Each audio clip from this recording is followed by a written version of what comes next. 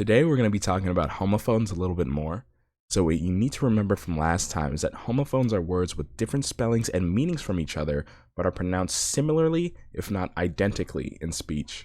Now, an example of a homophone that is heavily favored by the College Board, in addition to affect versus effect, now we have then versus than. What you need to remember is than, the one with an A, is used to form comparisons. Now, an easy way to remember the difference between those two is looking at these two symbols. If you've been studying for SAT math, you should be familiar with what these mean. Less than and greater than. These are used in the comparison of two numbers and thus are using than with an A. In addition, you can just form some simple sentences. I like Coke more than Pepsi. I like Pepsi more than Coke. You're using the A one there because that's the one you're using to compare two different words.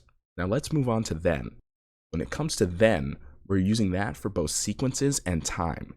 So a lot of times when you're talking about things happening in a sequence, I did this, this, and then that, or temporally when something happens, I did this, then that, you're going to use then with an E. Think about this. I went to Billy's house, then I went home for dinner. It's always relating to time or sequences, and it means next in one of those times or sequence. So let's move on to the question at hand. With 2,297 RBIs in his major league career, baseball legend Hank Aaron batted in more runs than any other player in history. Well, let's take a moment to analyze what's being said.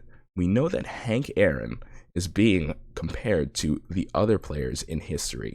That means that we are making a comparison, and then the word they have right now is not the correct one. We should be looking for answers with than. With that, we can immediately cross out A, no change, and we can cross out C.